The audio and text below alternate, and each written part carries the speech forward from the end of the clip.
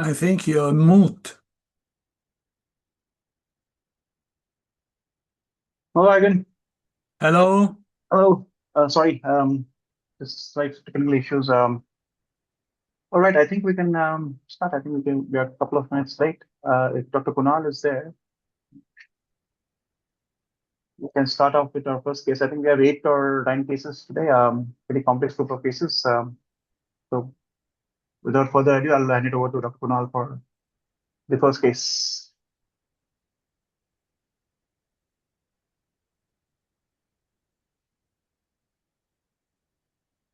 So, Kunal, are you there?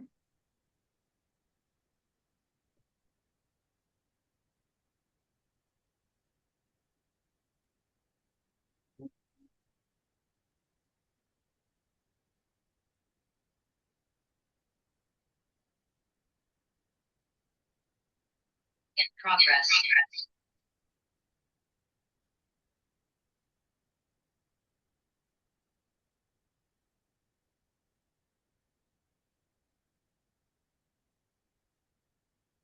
No, I can't hear you, Dr. Kunal.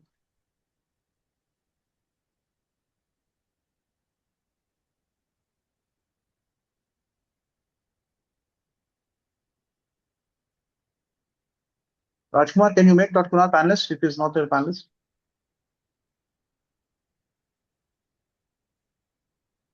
Yeah, okay, sir.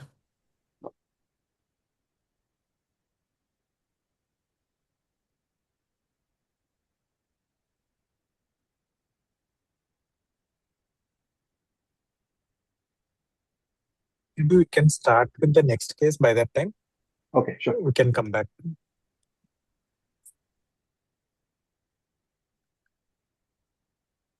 Hello, hi. Am I audible now? Yeah. Yeah. Thank you, Nihaal, for taking up my case. I'll be very quick.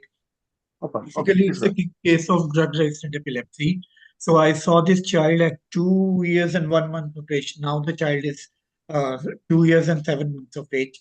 He his seizure started at around 1 to 1.5 years of age with right eye blinking seizure, but then it quickly spread to both the left eye also. And when he presented to me, he had eye blinking bilateral seizures. Uh, Only though that was a seizure type, and it would happen 15 to 20 times per day. And uh, he would retain consciousness during the episode, but then later on, when the frequency increased, consciousness would waver sometime a bit. There were no triggers, there was no post-ictal phase, and you can see the videos later. And there was a six family history, but when they presented, they told, oh, the family history is of Down syndrome. Just last week, when I was preparing this presentation, they told me the extensive family history. So there is this maternal cousin who is 12 years old, has a diagnosis of global developmental delay with drug-resistant epilepsy, likely neurogenetic cause. And this cousin has dysmorphism and quadriplegic cerebral palsy. Her chromosomal microarray is negative, and the other investigations haven't been done. She's on 3 seizure medication. Cousin's epilepsy started at 6 days of life, and she would have myoclonic jerks, 40 to 50 a day, along with generalized tonic-clonic seizure. And she also has that. Another maternal cousin has ADHD. And apart from that, in this child has congenital hypothyroidism and he's thalassemia minor. And birth and development are absolutely normal. He has one cafe au lait spot, but neurology is absolutely normal. So these are the latest videos. Initially, the seizures were not so severe. Now there is head drop and body drop also. So atonic and eye blinking, eyelid myoclonias. Maybe this seizure will show you eye blinking and eyelid myoclonias.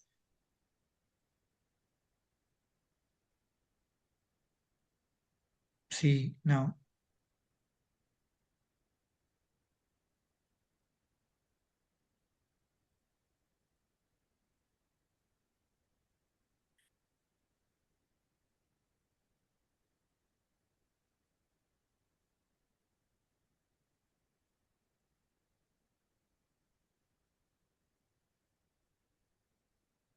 There is no trigger. They are not associated with chewing or swallowing movements.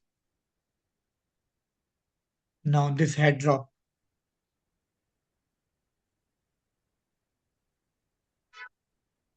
Yeah, I think we can move on to the. Yeah. Yeah.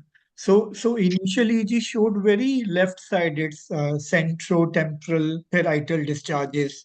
There were occasional right-sided discharges, but I was pretty convinced that this could be structural because predominantly most of the discharges was left posterior. So I decided to start Tegretol, carbamazepine, but then he developed rash, so I had to stop it. And MRI you can show. I can carry on later. Yeah. So MRI, I think basically was done to rule out any structural causes. Yeah. The T2s out here, and the diffusions, not ideal to look for structural memory, but you can see the static images here do not demonstrate any significant abnormalities in terms of the cortex or structural abnormalities out there. No focal lesions. Diffusion does not demonstrate any acute abnormalities. These are artifactual along the convex phase. I hope the video plays. Maybe yeah, these are the thin slice CET ones, and again over here on the axis sequences, nothing stands out in terms of a cortical abnormality or cortical malformation. Report mentioned some hyperintensities in Yeah, there was some flare hyperintensities were there. I mean, they are pretty non-specific in the department and the extracortical regions, but they are not FCDs per se. Yeah, okay, thank you. And So, only one additional finding was there was some inferior tonsillar ectopia on the right side, some clouding of the foramen magnum. We don't have axial images to see if there is any abnormality of the cord over here, but at least on the SAS images, some hyperintensity is there. This might be incidental, I think. Not sure, but yeah, this is the only positive finding which was there on the scan. okay. Yeah. Yeah, so child didn't respond. So child responded to carbamazepine very quickly within 1-2 doses. So everything stopped, but then developed rash. I had to start levetiracetam. Responded for 15 or 20 days. Again, started having seizures, but this time seizures came with head drops and some sort of cognitive impairment that he wasn't responding well with the episode. And I had a suspicion of ESUS, clinically CSWS. So I did an EEG that showed very classic left centrotemporal discharges. Again, that kept on taking me towards structural thing. And because of this ESUS, I started clobazam and perampanol.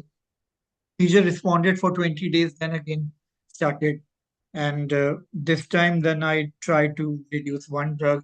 And I tried bentopyramate, lacosamide, but nothing helped. Now the child is on valproate, perampanol, and cloba and levetiracetam. So my revised impression was that this is epileptic encephalopathy rather than DEE because child is making progress in terms of intelligence and motor development. He walks, he runs, so that part is really good. And I thought this could be E with SWAS and query genetic. Now I highly feel this is yes genetic and less of structural. And the seizure type is eyelid myoclonias with atonic head and body drops. Exome sequence is pending, video EEG is pending. So have you ever seen any such, and what's your take on medical management for this? And any genotype phenotype correlation can you make, please? SYNGAP did come to my mind, but child is not that severely autistic, or they are not triggered by eating food or something. I think radiologically on the images you have sent, structural cause, I mean, can be ruled out unless there are very minor dysplasias, but yeah, nothing stands out imaging wise. Yeah,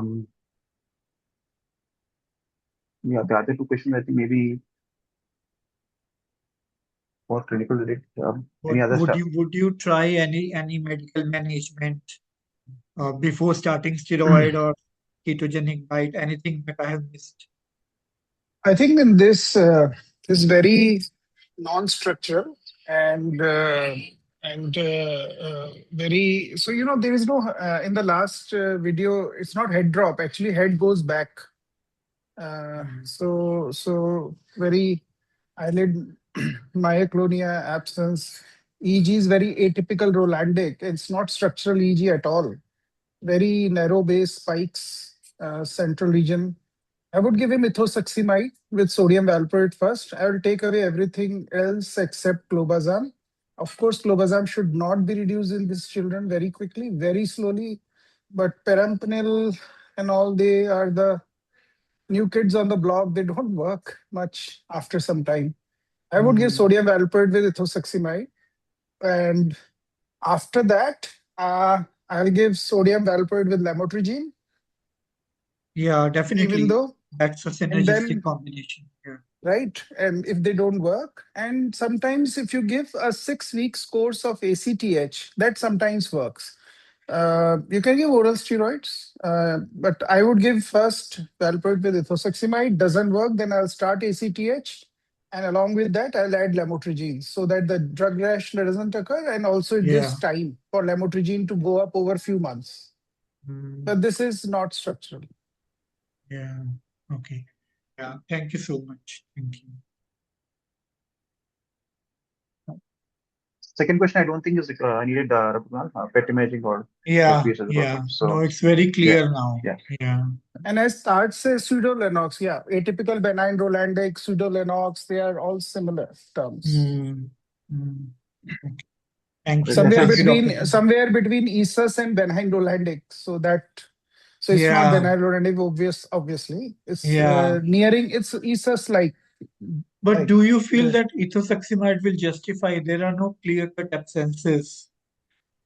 these are eyelid myoclonia with absences, sort of. He does have sort of absence. You don't need the EEG changes many a time, so it's not always just for absences you give Okay. ethosuximide. It also works here. Okay. Okay. But I would put my money on sodium valproate and lamotrigine though. But I'll still try Yeah. ethosuximide first. Okay. Yeah. Thank you. That makes sense. Yeah. All right, David says channelopathy, sodium channelopathy is also possible, and Dr. Namrata says epilepsy panel to urology and epilepsy. I think already is the plan is to send for a whole exome sequence. Yeah. Yeah. Okay, so I think that kind of clears it out. No structural cause renal and likely genetic, and as Dr. Vivek and the chat has mentioned, the treatment strategies which can be applied. Thank you. Any other questions or is that Oh, no, that's all. Thank you. yeah. Thank you, Dr. Nihal. Yeah. All right, from Delhi we move to Nagpur. Shika Rapur are there, please go ahead. Yes. This 13-month-old boy, he first presented to us some 6 months back.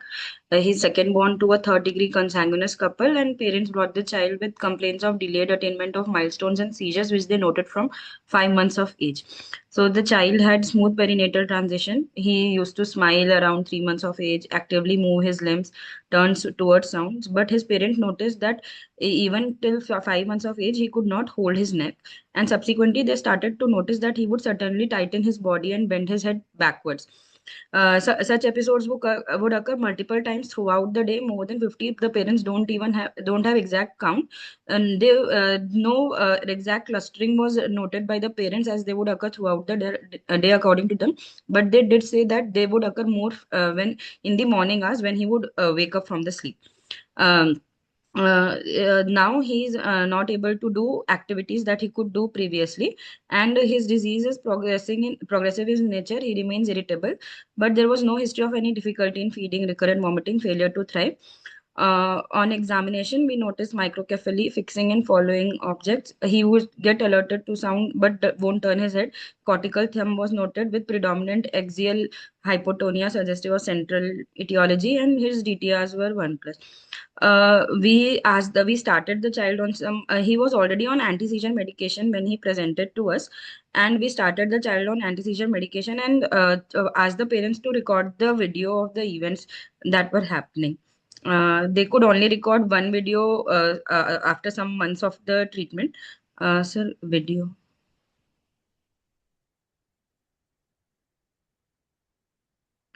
So in this video, he has sudden brief jerking of the limbs. They later reported that he would also have some head drops, and the video the jerk that is noticed is very brief. It is not exactly what we see in most of the epileptic spasms, but we thought that as the treatment was evolved, he was already into the treatment, maybe the seizure semiology has evolved a bit. So and then he was referred to us, and he already had this MRI. 6 months later, around 18 months of age, a repeat MRI has been done, which is given here. Okay, so this is the latest MRI, and we have the diffusion ADC sequences. You can appreciate some areas of restricted diffusion, predominantly in the bilateral centrum semiovale, the frontoparietal white matter, posterior white matter involving the optic radiations, some involvement of the inferior globus pallidus out there, and along the hypothalamus and central tegmental tracts demonstrate hyperintensities. Most of them correspond with the low signal intensity on the ADC sequences. You can appreciate there is some degree of cerebral atrophy. I think will be better seen on the T2s and the flares. But yeah, these are the main changes on the diffusion various sequences. So again, on the T2s, you can appreciate the reduction in the cerebral volume. Again, the hyperintensities which are seen on the diffusion correspond with the T2 weighted sequences. You have these almost symmetrical changes involving the bilateral, the white matter, subcortical white matter, predominantly involving the mid and posterior hemispheric regions. No structural abnormalities in terms of malformations, no focal lesions, epileptogenic lesions. And in terms of the midline sag, you can again appreciate there's some hypoplasia of the corpus callosum. So in terms of cerebellum, signal and volume are relatively preserved in comparison to the supratemporal brain.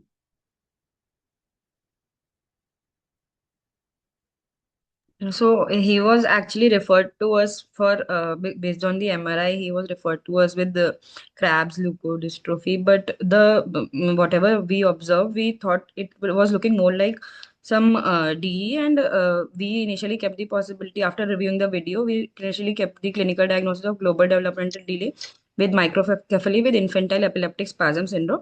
Given the MRI findings, we went ahead with whole exome sequencing. In this, we found this SCN1A mutation, autosomal dominant heterozygous mutation, exon 22. This was reported as VUS. The parental segregation analysis is pending, but we wanted to know if it is fitting the radiological features that are described. Are they fitting with the? Okay, so sodium channelopathies can have a diverse spectrum. They're usually not specific.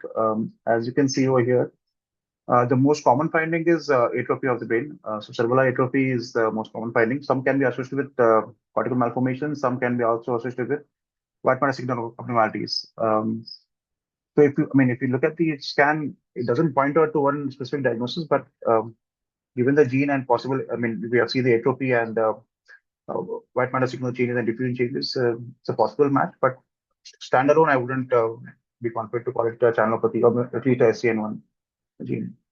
In terms of the other radiological differentials, which was you mentioned, I think doesn't fit into Krabbe's or XALD.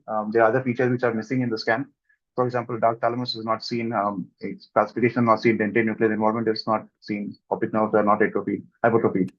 And XALD, again, it has more confluent abnormalities which are not seen in our scan. So it may be supportive, but I'm not sure if it's diagnostic of a sodium channelopathy, imaging-wise. But the case is open if anyone has any other similar, imaging We have experiences. started the child on topiramate and steroids, and with that, he has become seizure free now. We acquired a short-term EEG record. We could not get long-term video EEG. In that, there was just paucity of sleep markers. We did not get hypsarrhythmia. We were planning to do a long-term video record, but he's seizure free now.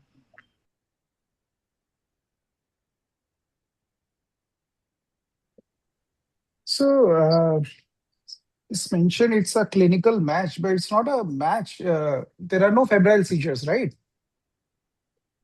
No, sir. Fever-triggered No seizure. fever. No fever triggered seizure. Because there are two groups of SCN1A. One is gain of function, one is loss of function. So the gain of function presents in the first 3 months, more like a EIDE pattern, and where in fact oxcarbamazepine helps. And they might present maybe with some spasms.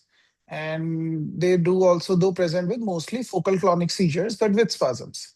But the loss of function, the typical SCNY1A comes after 3-4 months following vaccination, febrile A, febrile C. So this is not a good match as the child has delay with spasms. And you have a MRI where there is diffusion restriction in the long tracts. So some sort of a small molecule disorder, because if it was due to seizures, they should be in the hippocampus. So it's not on the places where seizures will cause it.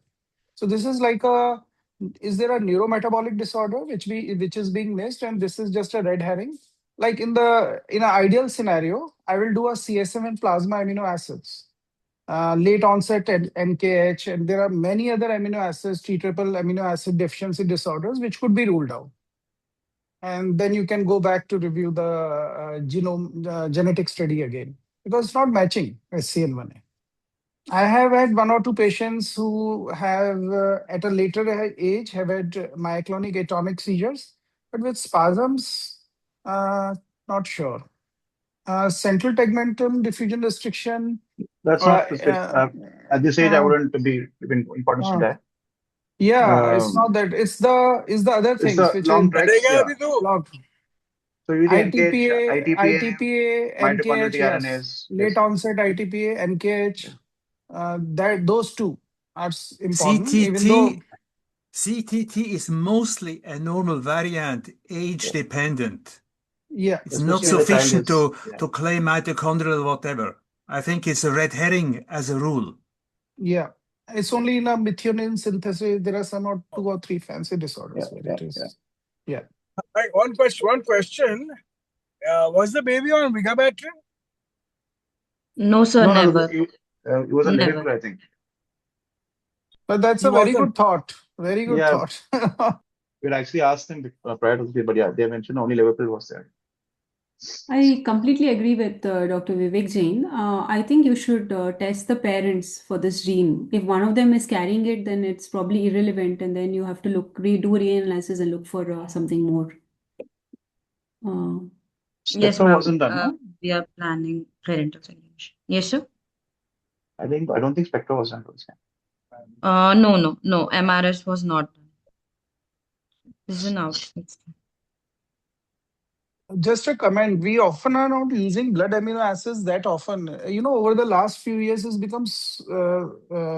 becoming clear that blood amino acids is a very useful test where low and high values can give you a answer for some of the treatable causes. So we often directly go to exome because we know the cost of amino acids is 8,000, 8,000. We'll directly do the exome. But if it's feasible, we should always go to amino acids, then go to the exome if it's a neurometabolic disorder. Biotinidase? I don't think the child has any skin or hair change. But May not have. imaging wise, it is a possibility. Homocystinuria, biotinidase, cobalamin pathway disorders. I've seen a case of biotinidase without hair changes, so I think it's not mentioned. Yeah, I think maybe a neurometabolic workup as suggested needs to be done. So without biotin, would the seizure stop?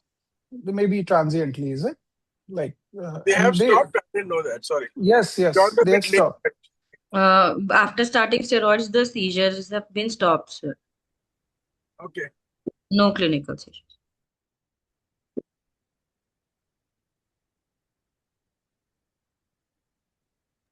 Late onset NKH and ITPA, they are important possibilities.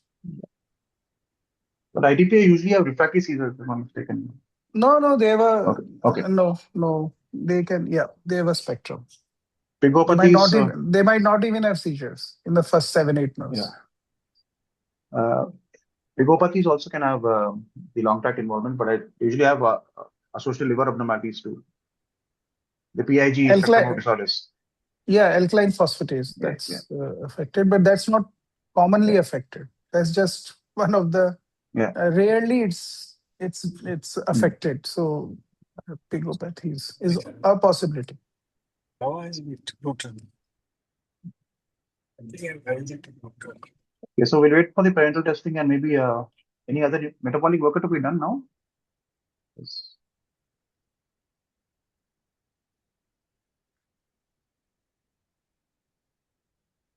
We have not So- done any metabolic Okay. workup as of now. The baby has been seizure free for 10 days on steroids as of now. Can we get a scan done by any chance? The baby is seizure free, maybe we can rule out any seizure related changes. Though I agree with Dr. Vivek that thalamus hippocampus are usually more prone areas.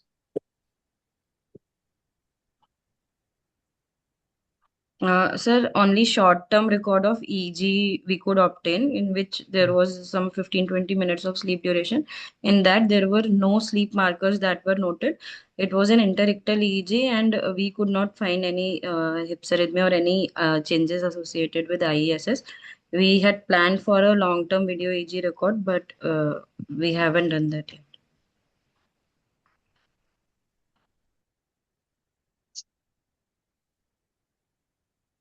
Okay. Next steps, so we wait for parental testing, the result, and also look for the metabolic conditions as mentioned. Yeah, thank you, everyone. Thanks. Hope you can give us an update.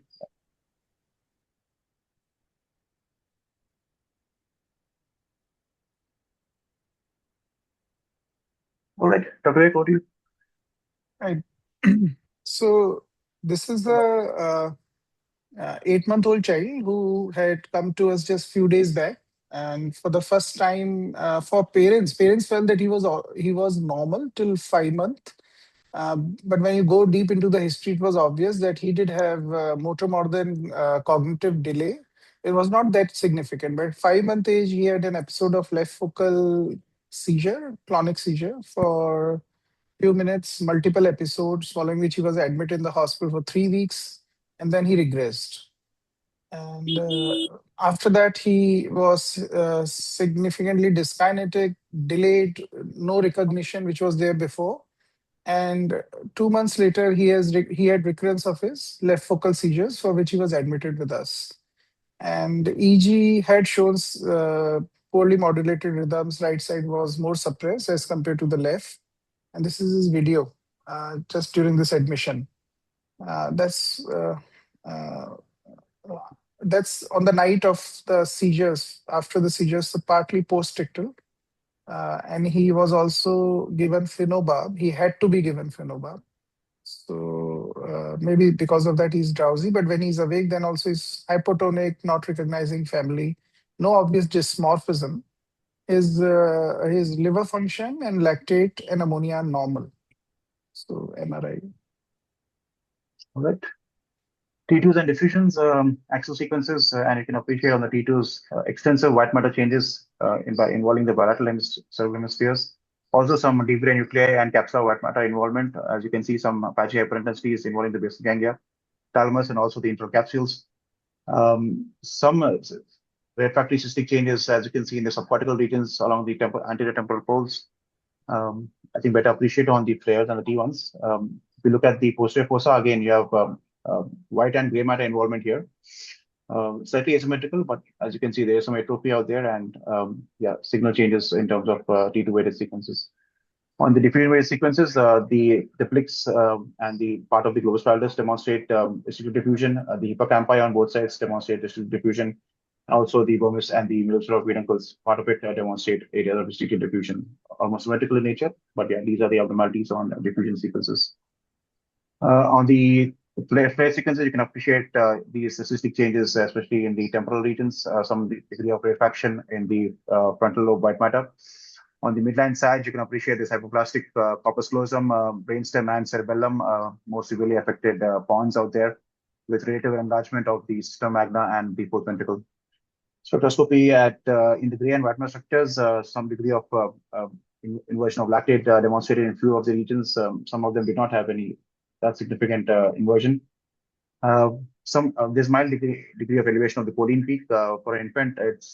I think it's okay, but yeah, the main finding here is inversion of the lactate out there.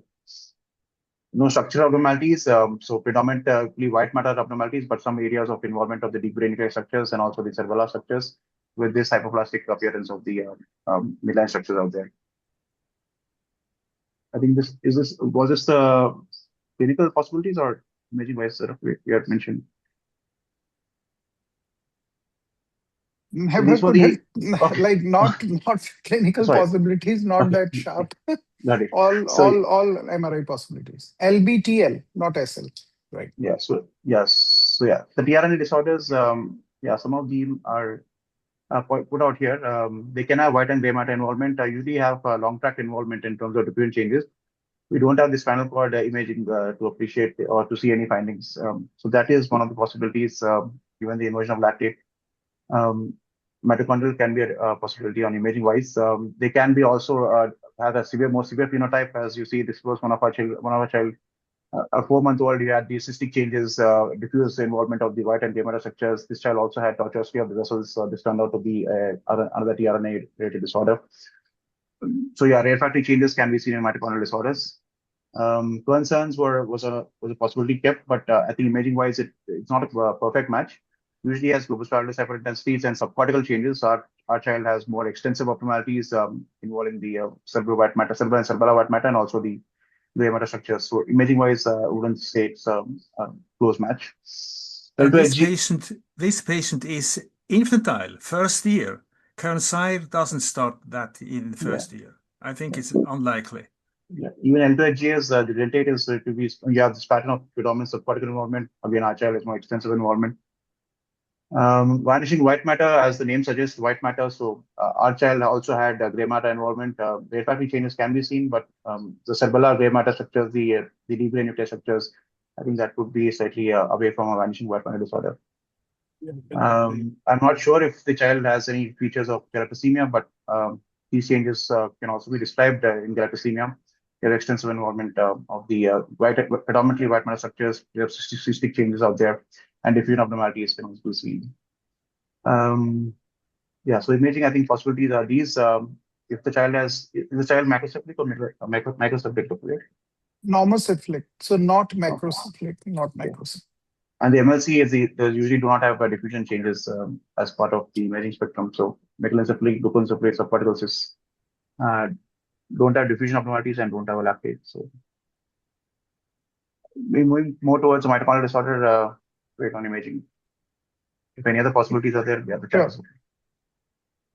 I think the cystic ones, tRNA ones, RMND1 mutation is not to cause rare factory changes. But yeah, the spectrum is pretty varied. And PCH, I think a non-specific finding, but again, these are not commonly seen in vanishing white matter and other conditions. Possibly can be seen in mitochondria.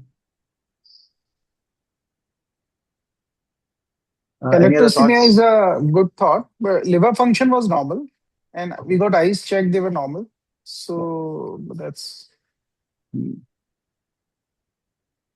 But yeah, imaging wise, I mean, it could have been one of the possibilities. Yes.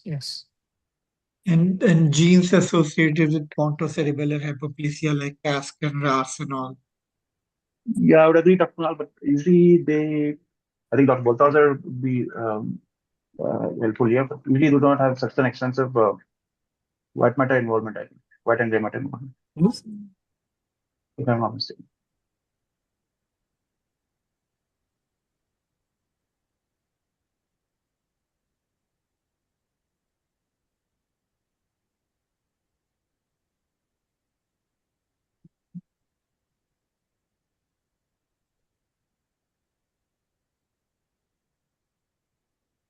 Canavans can also have, conventional imaging wise, but spectroscopy doesn't support it. There's no NAP. Even the PCH is not very common in Canavans. And child is normocephalic. I would put mitochondrial first, Dr. Vivek, but definitely genetic candidate. Yeah, we have sent genetics. I'll update. Thank you.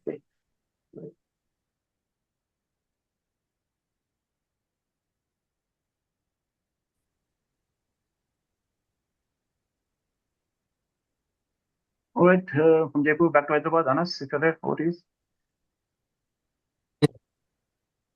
So he's a 12-year-old boy. was brought with complaints of headache for 9 days. It was moderate in intensity, was gradually increasing, so for which they had come on and 2 days prior to this, he developed focal paroxysmal events. Their focal posturing also with pain, some dystonic posturing of right hand and right leg. This was preserved consciousness. Later, after the admission, we noticed this on the left side as well, but from when before admission, it was mostly on the right. He had fever for 2 days, which was low grade. When we had seen him in the ER, his sensory was normal, and right hand had dystonia, which was associated with some painful phenomenon, and striatal toe. He had come with an MRI already, so this was Okay, done so outside. all right. Outside MRI, I just put in the zoomed in picture of the abnormality. You can see the periaqueductal region in the area of the tectum. You have this T2 hyperintensity of there. It does not demonstrate corresponding diffusion abnormalities in terms of distributed diffusion. On the T1s, it is hypointense. Yeah, so the main finding is in the tectum and the periaqueductal region without diffusion changes, T2 hyperintense, T1 hypointense. Post contrast does not demonstrate any enhancement or significant enhancement. As you can see out here in this image, there is no enhancement out there. Spectroscopy, I have only one image. The basin appears to be slightly erratic. I'm not sure if it is a proper spectroscopy. I would say there are probably some artifacts out there. So wouldn't rely much on the MRS on this, at least on this image. With that imaging, I mean, at least imaging wise, I think possibilities, one of the prime possibilities would consider was tectal plate glioma. So this is our case, and these are representative cases which have similar appearance on the D2 sequences, pair sequences. They do not demonstrate diffusion sequences. Abnormalities usually, if it was an infective or inflammatory condition, some areas of diffusion abnormalities would have been expected. We have a perfusion study, but these abnormalities are usually demonstrate hyperperfusion, whereas the infective inflammatory ones can also have hyperperfusion radial changes. So tectal plate glioma was one of the imaging possibility. I think other considerations thought of was remyelination, metabolic and sorry, yeah. So initially, we were wondering if it's something evolving into because of the fever. Is it some infective, para-infectious? Demyelination was also considered. We had a background of tectal plate glioma, but we were wondering if things will evolve. We had done a lumbar puncture. CSF was normal.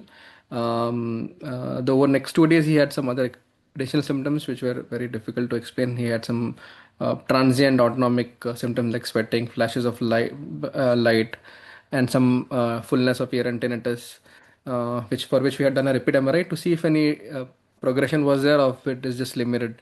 Meanwhile, we had done CSF lactate, serum lactate, MOG, NMO, and which later turned out to be negative. Interval of scans? Yes. I think for 3 days. Yeah, we will soon to expect any abnormalities. Yeah, but I don't have the. I couldn't measure the previous scan because I didn't have these scanned images.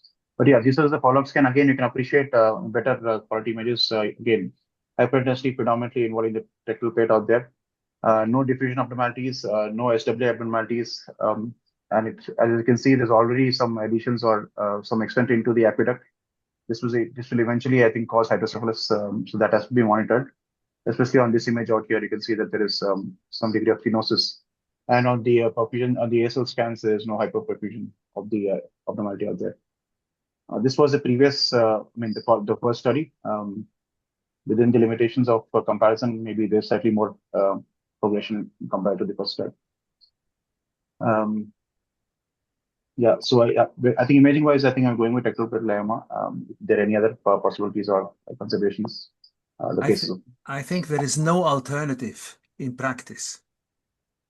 Sooner or later, this patient is likely to develop increased intracranial pressure where the aqueduct is no longer patent, and then he's a candidate for third ventriculostomy. This is a low-grade tectal glioma, and in most places, I think, this tumor will not be biopsied in first instance and not treated by chemotherapy. Just a question, just a point. Yes, tectal plate glioma is fine, but the problem is that the history seems to be a little difficult to explain, right? The findings. I remember what you were saying was there's some posturing on the left side, some dystonia, There's some headache, but this is usually only comes with headache when you have hydrocephalus associated. Otherwise, you only may have some paranoid syndrome. Second thing is, Yeah, he did not have that. That was the point of contention. And this, what dystonia he had, these were only transient. He had this right hand dystonia and then left hand dystonia. And I mean, this some twisting posture, which we assumed it dystonia, but it was only transient. And then later it just disappeared. And now currently is asymptomatic completely. Um, the only thing that was unequivocally there was the headache and the transient abnormal movements, which we could not explain clearly what it was. oh, okay, if now he's fine and there's no significant dyspnea or any movement, is not a problem. An incident like glioma. I mean, very often you Yeah. and you just observe it over time. Yeah, unless there's hydrocephalus and stuff, I mean, I think these lesions are mostly incidental. I think wait and see and, of course, control policy is justified in this instance. Is it enhancing at all? No, it's not enhancing. The only thing is about tetraploid glioma is very bright. Yeah, that denotes, I mean, right on the conventional sequences, non-contrast sequences. Yeah, that's what I'm saying. So that, yeah, so these are non-contrast clear sequences. It's unusual. It's a low grade kind of thing. Yeah. There is no diffusion restriction, right? No difference. Yeah, maybe just a little later people. Yeah. So I think this is the surveillance. What you suggested. I think if the child has hydrocephalus, I think ETB needs to be done. So yeah. I had a couple of questions. So will any additional sequencing be required, like a PET scan, or this alone is enough? I mean, what literature I could find was just MRI is what was recommended. 6 monthly is what I could find, but any other handles as such? That we can for diagnosis, I don't think anything else is required. You can just do a conventional MRI. Usually, over a period of time, they might develop cysts and other heterogeneous appearance, but now it is more homogeneous. But yeah, I think 6 monthly look for hydrocephalus, that is more important, I think. And any NF1 related features? No. Okay. Right. The next question asks. No, that's all. Any other, if it's a single, I mean, we have a counsel the family that it could be a low grade thing. But of course, we told that the area is not biopsiable. We have to just go clinical radiologically. So far, child is asymptomatic, so we have not done any further testing. But you can also be positive and kind of optimistic. I mean, this child has a fair prognosis.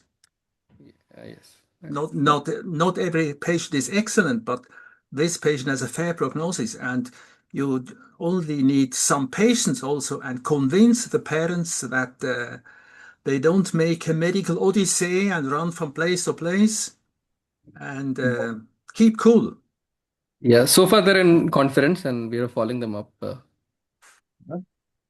Thank you. All right.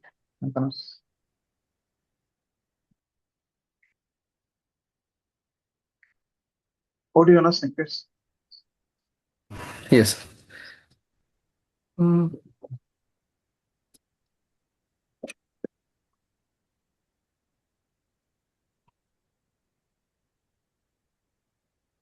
So, give me a minute. My net is. This was the one born to third-degree consanguinity with motor and cognitive delay. Just a minute. Just let me.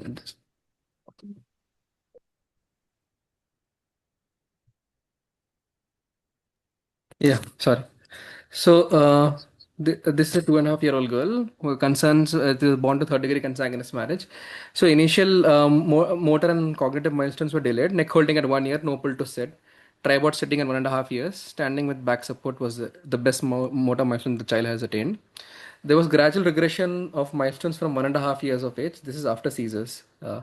Currently, intermittent fixation and tracking is there. Occasional smile, reactive sound, but no clear localization. difficulty in feeding as well. It takes 1.5 hours for the baby to be fed because of pseudobulbar dysfunction. Sleep-wake cycle also reversed. Seizures were first noted at 9 months. Initially, it was GTCA, generalized bilateral tonic-clonic. The initial status required mechanical ventilation. Finish कर, मैं लेके जाता हूँ, जल्दी ले। And थोड़ा मैं खाएगा? ये ले। and then the seizure got controlled. Baby had prolonged encephalopathy, requiring 1 month hospital stay. Since then, frequent seizures have been noticed. Initially once a month, now daily 15 per day. Family history: the first girl, she was 18 months, was fine, no delay. Had acute life-threatening event in sleep, was brought to hospital in an unresponsive state. Had to be connected to mechanical ventilator and was declared dead a few hours later. No seizures were noted prior to that. That event was also not very. Parents were not sure. They were like probable seizure, but they were told that child had some cardiac issue. That was the sentinel event. Second girl is fine. This is the index child. Examination: 47 centimeters, head size, microcephaly. Dolichocephaly was noted. This is noted since birth. Child had some high myopia, which was noted since birth on formal ophthalmological examination. Periorbital fullness was there. Fixing tracking was poor. Optic dyspella was there. Hamstring spasticity was also noted. Dystonia, generalized limb and trunk were noted. So localization, probably a diffuse cortical process plus minus deep gray because of dystonia. Although there's some delay, and then on top of it some regression. Clinically, either a DE variant or a neurodegeneration was considered. MRI prior at 9 months was normal, and now the MRI is done again. Okay, so left outside was normal, and yeah, MRI at 9 months was reported as normal. EEG, as mentioned, demonstrates diffuse cerebral dysfunction. Whole exome sequencing was done prior to the MRI. We'll come back. We'll get to that after the MRI. So this is the latest MRI. T2 axle sequences and the T1 midline SAD sequence. No structural abnormalities. There is some degree of volume loss, especially in the frontal and perisylvan regions, cortical atrophy. Some posterior periventricular hyperintensities, the parietal, posterior temporal, and occipital regions on both sides. In terms of basic ganglion thalami, no abnormalities out there. We are found for possible correlation with dystonia. No structural changes, no abnormalities. In midline SAD sequences, you can appreciate the thinning of the corpus callosum, some degree of volume loss, especially of the vermis. But other than those findings, nothing else stands out. And especially, and as mentioned, dolichocephalic head, as seen out here. No abnormalities on diffusion sequences, no abnormalities on the SWI sequences. So I think imaging-wise, overall, some degree of particle volume loss with posterior periventricular hyperintensities, I would say pretty non-specific finding. With no lateralizing features, no acute abnormalities. Genetic test was done. These were the two genes. So when this testing was done, it was, the regression was not a major thing at that point of time. So we're wondering, is that regression related to a neurodegeneration process or is just a epileptic encephalopathy variant? These two variants were not a clinical match. Family is a third degree consanguineous. The family is complete, so they just want closure for this child. Currently, child is having refractory seizures, 20 per day, focal, polymorphic focal tonic, bilateral tonic clonic. Poor response to multiple medication. So just wanted to see if we can give them some closure. And the sample is taken at 2 years ago. We thought we'll send it for reanalysis if MRI gives some additional information. Okay. Yes. Yeah. Yes. I had only optic dyspala. Right.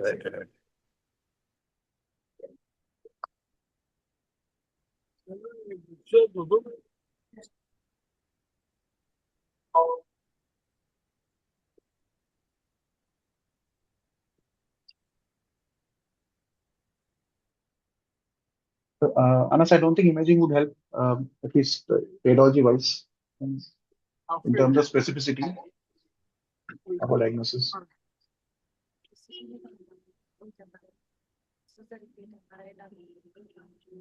If anyone has any other thoughts? Namrata mentions progressive myoclonic epilepsy with dystonia.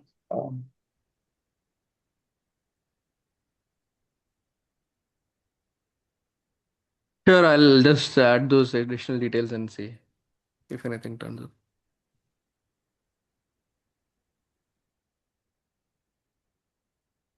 Okay. I don't think we have any other inputs, but yeah, imaging I don't think is helpful. But yeah, clinically you have a fairly good practice seizures.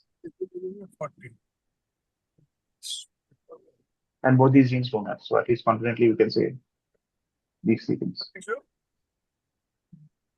I don't have a good suggestion, but just coming back to this high myopia.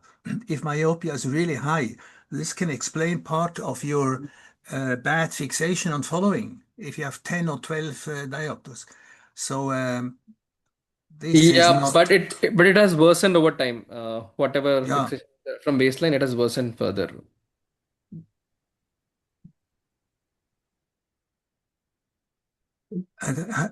Have you any absolute value? No, this is the first visit for us, but I could see the documents which were mentioned, but we have yet to do a formal ophthalmic examination here.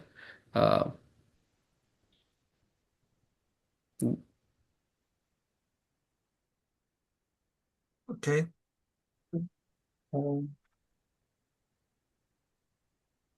Yeah. Okay, now so main point is imaging. There is some degeneration out there, as you can see, but imaging wise non-specific, and both the genes don't match, at least imaging wise, and as highlighted here, clinically also doesn't match.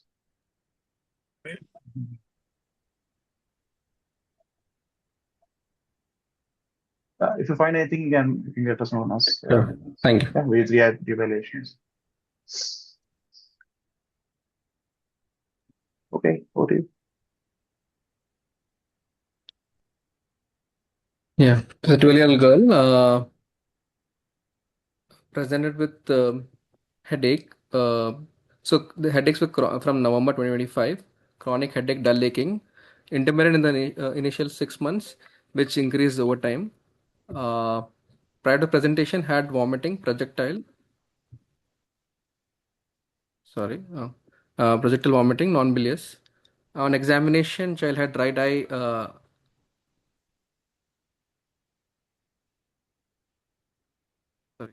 Right eye abduction, fundus node edema, able to count fingers from 5 feet, but blood vision. During this visit, child was evaluated, MRI and investigations were done. There are two scans. One is initial scan in November 25 and one done a couple of days back. And you can appreciate on the flare sequences, you have these large lesions out here from extending from the periventricular region up to the cortex, especially on the left parietal region, also involving the posterior aspect of the corpus callosum. Some refractory changes within the lesion, especially on the right side. So multifocal abnormalities, predominantly involving the posterior hemispheres, from periventricular to the cortical regions. They demonstrate areas of vestibular diffusion, especially along the borders. And these areas will usually enhance on post-contrast study. Yeah, so post-contrast, we have this open ring type enhancement of majority of the lesions. The more smaller lesions have more homogeneous enhancement. Again, coronal and stat sequences, you can appreciate this incomplete pattern of enhancement of the tumor-effective lesions. So yeah, radiologically, I think the diagnosis was tumor-effective demyelination, and the child was treated accordingly. Yes. So at that time, the diagnosis was tumor-effective demyelination. We got MOG, NMO, OCBs, negative infection workup as well as immunology workup were negative. Child resolved with IVMP and IVIG, was given tapering dose of omnacotil. Now past 15 days, child has come back again now with headache. This is not as severe as the previous time. Non-projectile, non-bilious vomiting from 17th March. Normal motor and cognitive function. Baseline, some delay in recollections. We have done a repeat MRI just to see, because it was anyway 3 months from the previous thing, to see if there's any resolution or any progression. Sharing the MRI in the next slides. Okay, MR, on the flare sequence, I think better appreciate you. Again, you have the similar pattern of lesions. In terms of number, I don't think it has increased You have this predominantly parietal abnormalities, also involving the posterior aspect of the corpus callosum. On post-contrast, maybe the enhancement has decreased. As you can see in the previous study, we had more open ring type enhancement, whereas on this scan, the lesions do not demonstrate any significant enhancement. Optic nerves was done. There's some tortuosity of the optic nerves. Any feature of raised IC, I mean, papilledema or raised IC? No, not now. Okay. Previously as well, she had papilledema, but this time none. So this is just in comparison, old scan, the first scan and the new scan. I think the lesions in terms of morphology and size appear to be similar, with no new lesions in terms of dissemination in space. Anything else was added, Anas, from the scan? I don't have the entire scan. So. No, only concern was, only question was, is there any subtle progression of symptoms? Not symptoms, radiologically. Only because of the current symptoms, and anyway, we wanted to see how things are, and do we consider the symptoms as relapse or just not related to the current event? So clinical nuance headache, do you consider that as a separate event? And so non-encephalopathic event? Sorry? The headache, is it a new? It's a new thing. It's a new thing on background of the past history. At least radiologically, I think it has slightly come down. If you look at the corpus callosum abnormality out here, it's more thickish, whereas over here, you can see that it's not as prominent as what is there on the previous scan. There's no progression in terms of radiology. I think maybe slightly reduced.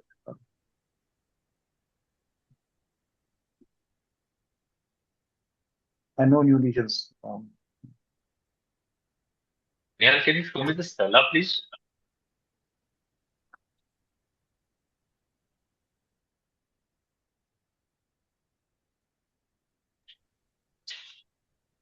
Yeah, okay, thanks. No, I've seen a couple of MOG patients who have features of raised ICT, prominence of optic nerves. And I was just wondering if there's an association with IIH, some sort of raised ICT. But Was there a mock test again now, Anas? Or we have not tested anything as of now. These are the previous tests, MOG, NMO, OCBs. Is there a possibility this is not what we think it is? We're not demyelination. Neoplasm, GFAP. But the pattern of enhancement and the, So that's the only thing that is actually going for MOG, isn't it? Going for tumefactive demyelination, the open ring. Otherwise, it could be a growth. In 3 months' time, there's absolutely no change or minimal change in the lesion. Yeah. Shouldn't we do a biopsy? Likely to be non-specific. Or maybe non-specific, but what do you think? 3 months is not enough for you expect either some new lesions or you expect a reduction in the size. Is there a, measured reduction in the size? I'm not sure. I don't need the films, so I couldn't measure it. But yeah, Anas, if you can. No, there's no increase, but I'm not sure. That I agree. But steroids will help in any patient with, and then you give him, the effect goes away, and then you might have your headaches back. Is there any other non-invasive way that we can approach? Because now MRS. MRS. Yeah, MR spectra would help. But it looks, just so small. Yeah, OCBs are negative.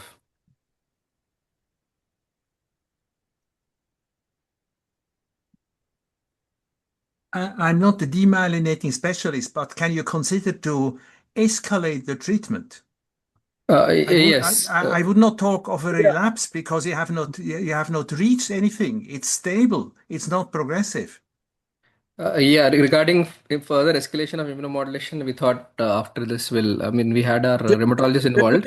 Tumefactive demyelination responds better to plasma exchange, but okay. We had a patient who failed both, and then we finally gave a plasma exchange, and there was a dramatic recovery. So I think, I don't know whether now it's possible, whether it's any point doing it now, but. Like escalation of immunotherapy to what extent are we talking about? Like now rituximab or? No, but I mean, I would like to know what. Yeah, okay. So and so giving. Not sure, but. So better would be to get a spectroscopy and a perfusion imaging. Get a spectroscopy, perfusion, maybe a PET. I don't know. What does a PET show in tumefactive, Nihaal? If it's an active, I mean, as in the first scan, there was diffusion abnormalities. So if that's there, it will show increased uptake. So that will not be main factor to differentiate. Does the contrast enhancement disappearing is attributable to steroids alone, or does it mean that It's gone away the enhancement, is it? Yeah, the enhancement has gone away. Even the diffusion changes have gone away. So active maybe inflammation is. Maybe you can wait for maybe a month or two more and maybe repeat and see. Less enhancement means less inflammation. Yeah, that directly is it corresponds to diffusion. alone attributable to steroids, or it does mean steroids and/or natural history? No, what I'm saying is you gave long-term steroids, only how long? We gave pulse and then we had a 8 weeks tapering. And so when on tapering, this symptoms, headache has started. We were scheduled for an MRI any which ways at 3 months.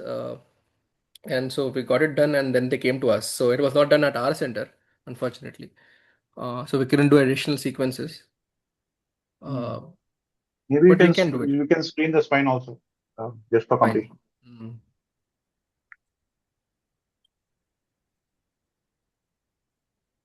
Rajkumar, can you make Dr. Namrata panelist? Sorry, I'm unable to do it. If at all, let's say for hypothetical, like if at all we are doing a biopsy, which area would be, other than the surgical feasibility, is there any specific area which you would like to target? In terms of ease of access, right parietal, but I would actually wait for before going. Yeah. So I think takeaway would be to get a repeat scan after a month, or if symptoms progress, probably now with a perfusion and a MRS, and take it from there. Stable, there's no rush, and just 2 months may be a bit too early for any major change to occur. I think baseline 6 months from the baseline. Yeah. Sorry? 6 months on the baseline. That should be okay. Yeah, that should be more than enough. Yeah. And what about the current thing now? What do we do for now till then? I think spectroscopy is not a bad idea, but the demyelination also gives rise to a high choline, right? So will it help differentiate any neoplastic thing, or maybe if we find some lipid lactate peak, maybe it's something in inflammatory, something else. I don't know. Yeah. So Anas, I think we'll just get a scan 3 months after this scan.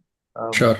Meanwhile, monitoring clinically, and we'll get the other additional testing done.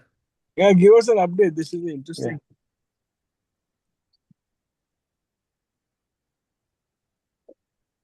Sure, sir. Rajkumar, Rajkumar, am I audible? Can you make Dr. Namrata panelist? You just message me. Yes, sir.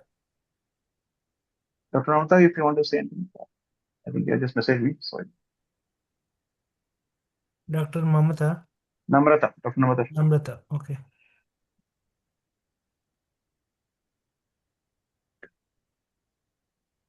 Yes, sir. Done.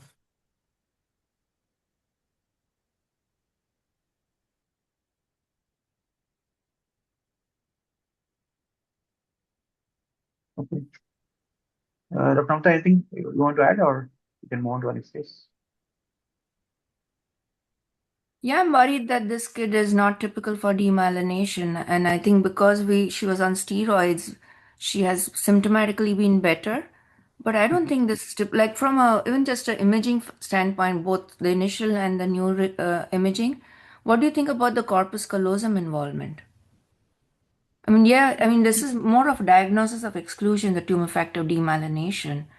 The fact that the lesion has remained the same in spite of steroids, I would worry about something more going on. Like, I have a feeling within the next 4 weeks, this kid is going to have more symptoms or a new lesion. Yeah, I wouldn't do empirical immunotherapy till we know what we are working with. Because we see kids like this who come to us with this diagnosis, have received steroids, and we usually biopsy them.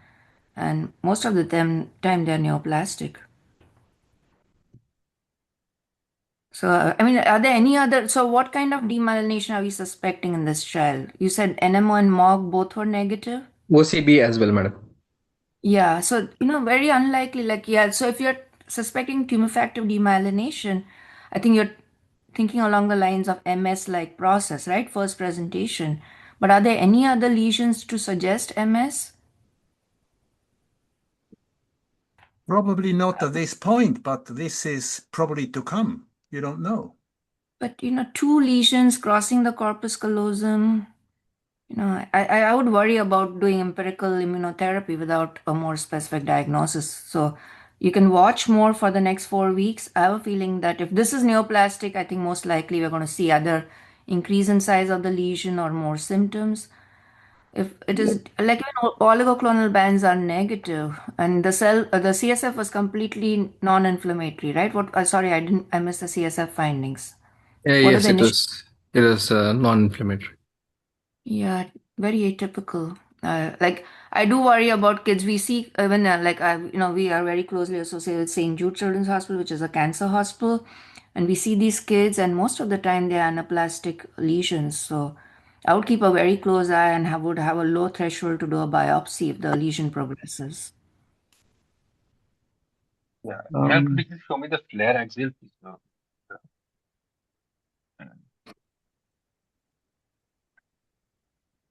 Yeah, so the only point in both especially in the first image, there's no edema around the lesions as such, but you see the posterior aspect of the left hippocampus on the older one appears slightly diffusely involved. This top right hand image. This posterior hippocampus. So that and the bulk of the corpus callosum, the bulkiness. That is there. That is reduced on the new scan. Yeah, but they're non-steroids. So I hope you're not dealing with a glioblastoma or something. Yeah, I think that's my biggest concern because especially look at the corpus callosum also on the repeat imaging, initial and repeat imaging. I mean, yeah, tumor factor demyelination can involve, but the likelihood that this is something not demyelinating is higher, I feel. Does the first scan show any mass effect? No, I don't think so. The only thing is all cystic, isn't it? Yes, I mean it's This is the not fully cystic, but it's very hypointense. Any options? Sorry, any options of doing CSF kappa-free light chains on this? Do you have that option? No, we don't do. I don't think we do have anybody who does kappa-free light chains. Okay, but the OCBs are negative, which again makes it atypical. So. No, I understand that, but I mean, even in, I mean, not saying it's tumor factor demyelination, but in tumor factor demyelination, about certain percentage they can be seronegative, I guess. Yeah, maybe seronegative, and even so it's not necessary that you have to have a yeah, that's a problem. Any history of autoimmunity in the child family? Goes in favor of tumor factor demyelination is the significant mass effect. And that is something which is, a glioblastoma or something of that sort. There's no mass effect in the first one or the second one. That's the only thing. Any role for a PSMA PET? What do you say in the PET? I think a PET scan would be a good idea. No, not FDG PET. A PSMA PET, which is very specific for a glial neoplasm. Just to rule it out. Not an FDG PET. You mean that amino acid PET? Yeah, PSMA, prostate-specific antigen that is quite specific for in the brain for a glioblastoma. But that's assuming it is it's a glial. No, this is just to rule it out. Yeah. So it may be something else. So that's the question. So I agree. The biopsy would be a good idea.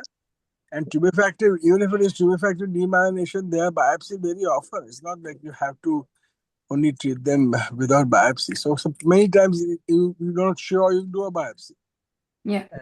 No, there's not a problem doing a biopsy. I agree, because before escalation to any immunotherapy, I think we need to have a more definitive diagnosis. I think you made a good point, and I think it's reasonable and it's not that risky in experienced hands to do a biopsy. This is rather superficial. Yeah, the parietal one can be done. Yes. So, Anas, just to summarize, you can get a follow-up scan at your center. Once the scan is done, the brain and spine. Depending on that, we can tap the right parietal lesion for biopsy. The HWI is negative. Somebody asked about HWI. It's a good idea. There's no microhemorrhages or anything of that sort, right? Yeah, it's negative.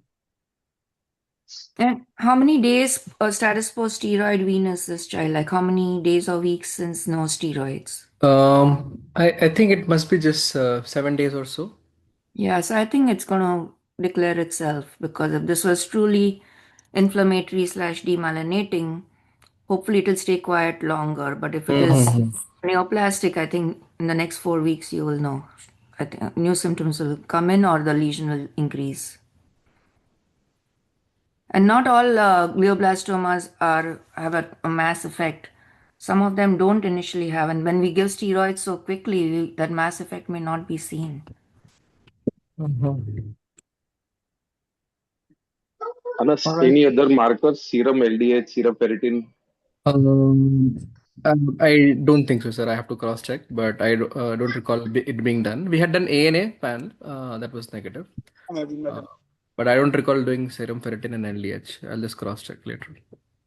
Any autoimmunity in the child or the family? No, ma'am. No. Again, atypical, yeah.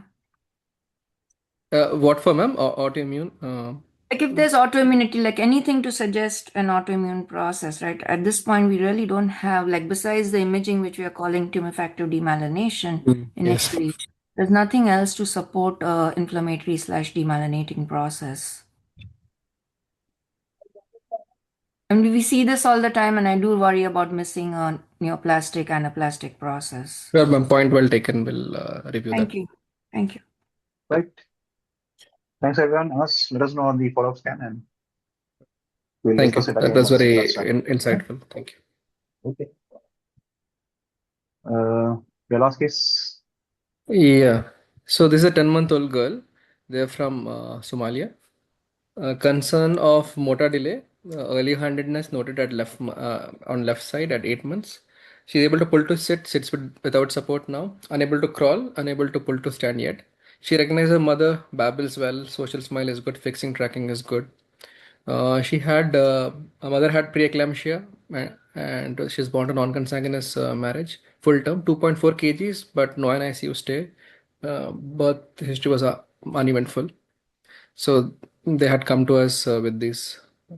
This child at IUG arrivals, right? 2.4 kg, just a low birth weight. Okay, fine. Okay. Head circumference 43 centimeters, AFS close, capocephaly, which is familial, left eye esotropia, microcornea, microophthalmia, low CTS, which are familial, Singer Palmer crease. She had lower limb spasticity with eversion of both feet. Weight bearing was more on the left than right. So spastic diplegia with some dysmorphic features and some microophthalmia, microcornea. With that background, I think MRI was done. On the MRI, you have flare sequences on top, SW and the bottom.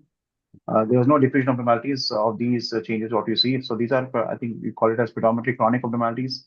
Confluent changes in the periventricular white matter, centrum semiovale, with some extra dilatation of the posterior aspects of the lateral ventricles, left more than right, the trigones, occipital horns also over here.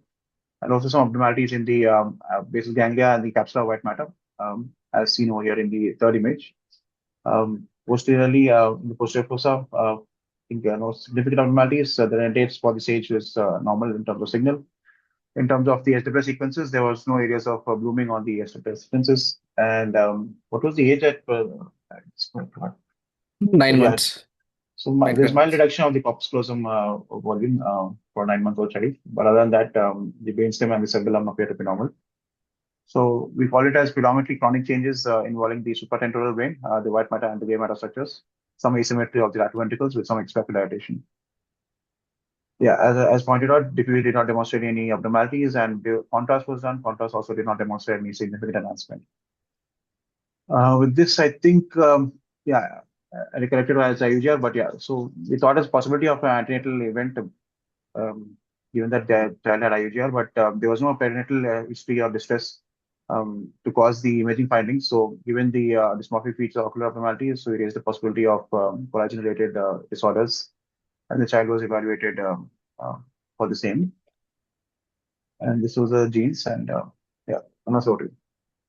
Yeah, so one of the clinical radiological difference was call for A1 because of the ocular abnormalities and some MRI, I mean, more anteriorly, anterior as well as posterior involvement was there. So we got a WOOS variant, which is clinical radiological match, we think. We've sent for parental segregation as well.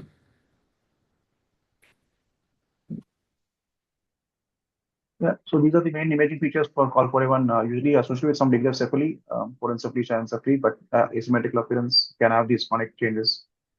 And as Anasis pointed out, multi-system involvement to be kept in mind, ophthalmology, renal system, MSK, and cardiac. If anyone has any other comments, any other possibility other than the gene listed here, or it is a match case.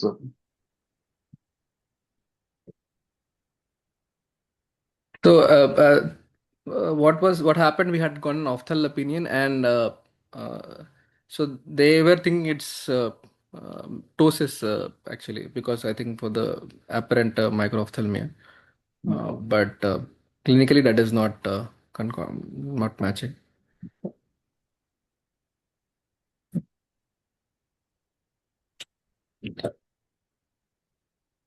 So so we were wondering if this is good match.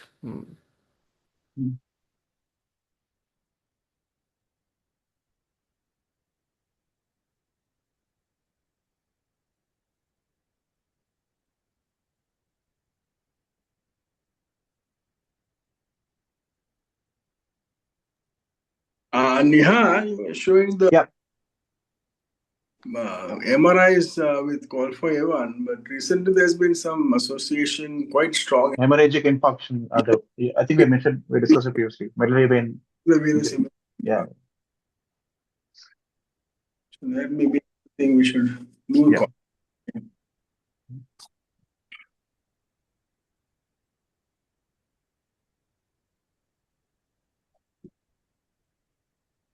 So Anas, I think yeah, I think we'll go ahead with possible match.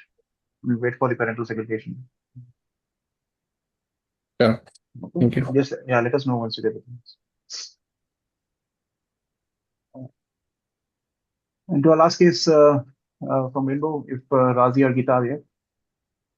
This is a 6-year-old boy with normal development, presented with history of fever, moderate grade, and multiple episodes of non-bilious, non-projectile vomiting since 1 week.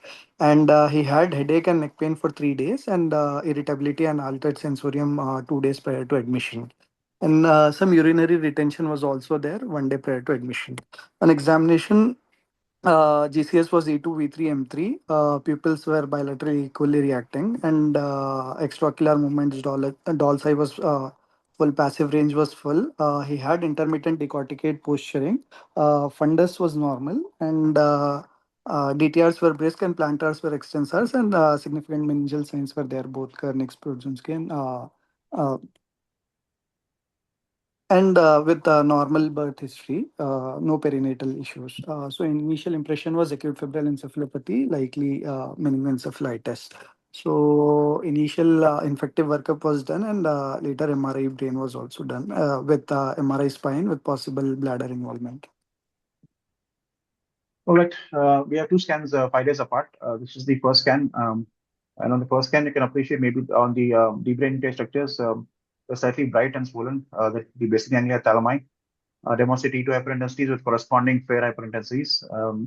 And the rest of the brain did not demonstrate any other signal changes or focal abnormalities. Some prominence of sulcation, some degree of cortical volume loss, but other than these findings in the deep brain nuclei, without no corresponding changes on the diffusion or the SWS sequences and no abnormal enhancement. So these were the main findings which we thought the basic ganglion thalami was slightly edematous. On the spine imaging, the axial sections wasn't done. There's possibly some swelling, or it's very difficult to say on without an axial sequence, but cervical cord out here and possibly at the mid thoracic cord out here. Maybe some faint signal changes on the T280 sequences. With that, imaging wise, we raise the possibility of possible viral infection and post-infectious cause. And among the viral infections, these are the ones which are prone to cause, prone to affect the deep brain nuclear structures. All of these was raised. There was a history of dog contact, if I'm not mistaken. Razi was. Yes, sir. 2 months back, child was playing with dogs, but there was no clear-cut dog bite. But multiple times he was being exposed to dogs. Yeah, so that was a possibility raised, and the child was worked up. Yeah, over to yours. Yeah, initial CVP showed anemia with leukocytosis with 22,000 WBC, and CRP was significantly elevated with 210, and ESR was 100 with normal RFTs and LFTs, and CA was normal. An ultrasound abdomen was done, which was normal, and other infective workup for meningoencephalitis was done. Scrub, dengue, and Lyme serology mycoplasma were negative. And CSF analysis showed elevated protein of 216 and 10 cells, 100% lymphocytes, and sugars were normal. Blood cultures and CSF cultures were sterile. Comprehensive CNS panel for tuberculosis workup was also sent, which was negative. Initial EEG was done, which showed background slowing with good sleep spindles, no electrographic seizures or anything. And CSF for rabies PCR was also sent, which came out to be negative later. So with that, child was on which steroids? NMO-MOG was also sent, which was negative. Initial broad spectrum antibiotics were started, and dexamethasone was there, sir. This is 5 days later, and you can see there's interval improvement in terms of the edematous change in the basic ganglion thalami, almost completely resolved. No new abnormalities. Yeah. Just one question: were there any movement disorder? No, sir. Because there's this condition called basic ganglion encephalitis. Encephalitis, yeah. DR2 and associated, but that can. Usually, it has movement disorders as a strong association. So I don't know about this one. In this case, there were no movement disorder. Gradually, over the next 5 days, his sensorium improved. He didn't got intubated. Vitals were stable, and bladder control was also there. And within a week time, he was from NG tube feeding was shifted to oral feeding, and he started walking with support as well. He had some behavioral issues, waxing and waning of symptoms in the behavioral aspect, but no movement disorder. Okay, so on the follow-up scan, clinically and radiologically, there was improvement. Spine, no new lesions, no new abnormalities. And then the child was again worked up. Initial in the same CSF, we have sent for CSF Bactifast and Fungifast as well, which came out to be negative. And initial comprehensive panel in-house was sent, which was negative. Later again, we have sent CSF Virifast, which showed human polyoma virus 4. And HIV immunodeficiency workup like HIV was negative, and CSF autoimmune panel was also sent, which was negative. So the question here is, can we take the HPV4 virus as positive? Any experience with this virus causing CNS manifestations? Yes.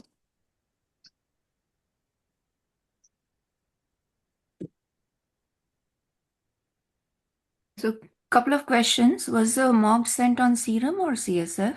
Serum, ma'am. Okay, and was it collected and sent before the steroids or after? Immediate, steroids were only pulse steroids were not given, ma'am. Dexamethasone was there for sixth hourly dosage was there. On day 2, day 3, we have sent NMO mock based on the like spinal involvement, and on day 2 only we have sent like child has And received a 1 day steroid course.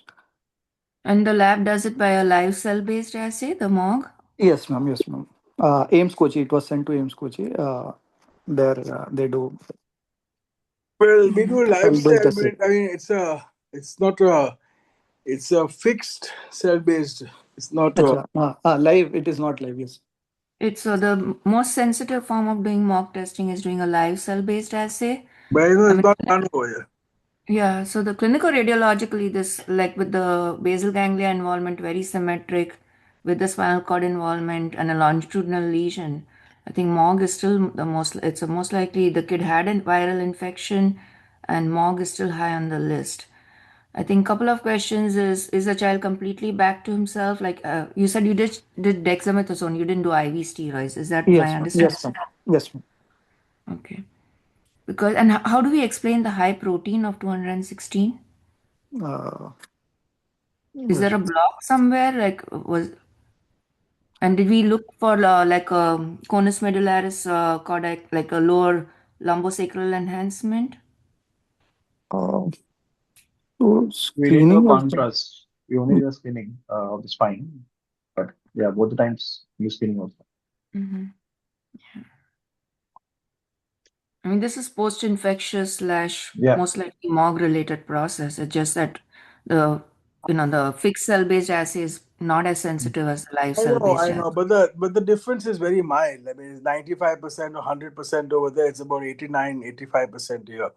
And most of our patients, I mean, if anything, there's a higher false positive rather than a false negative. I mean, that's you get weak positive much more often than the negative one. So I'm a little surprised.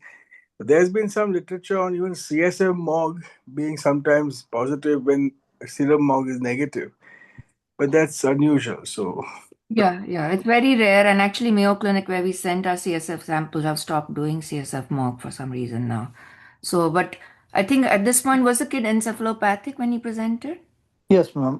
She was encephalopathic with meningeal signs and raised ICP with intermittent posturing. I think you could put her in the ADEM-like category with spinal cord involvement, but I would follow this child closely for recurrence. Yeah. Okay. Yeah. With oral steroid maintenance or. That's the thing, right? Because if I understand that MOG was negative, but if this is a MOG-related process, then the recommendation is to do a very slow steroid wean. See, the typical ADEMs that we see, which are post-infectious, we do a relatively rapid steroid wean over 2 to 4 weeks. But MOG, if it is a MOG positive process, first presentation, the recommendation is to do a slow steroid wean over 3 to 6 months. only thing is, but only thing you're not sure it's MOG, right? So how Yes. can you? No, that's why I'm saying that's why it's important to differentiate up front because the steroid duration is going to be longer in one versus the other. I mean, this virus, I'm not familiar with it. Can it cause this kind of Which presentation? one is it? I missed that. Which virus is it? This human polyoma virus 4. I couldn't find anything. I mean, they usually known to cause PML, but I don't think it's the core variant. Yeah, JC and BK polyoma viruses are usually associated with CNS-related manifestations with PML or those kind of presentation can present with meningoencephalitis and usually in immunocompromised patients. Some respiratory secretions had shown a few of the viruses with the polyoma virus, but not a CSF cohort of almost 236 patients in which polyoma virus was evaluated. So in that cohort, they have mentioned not this virus, like 4 variant was not mentioned, like 15 I types of think it's variants.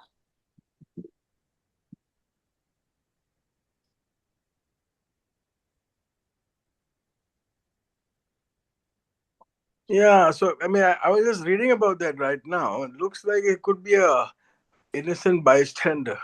It's just reactivated by other. Yeah. Okay.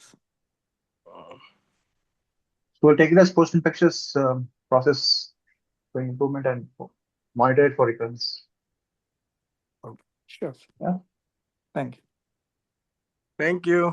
Okay, thank you. I think that should be our last case. Yeah. Thank you. Great Yeah, cases. thank you very much. Thank you very much for your inputs. And we'll see you back in fortnight time. Thank you. Bye bye. And happy Ramzan to our celebrates. Bye. Thanks.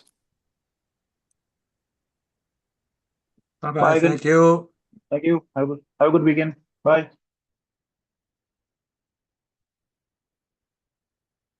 Achmar, you can end the session.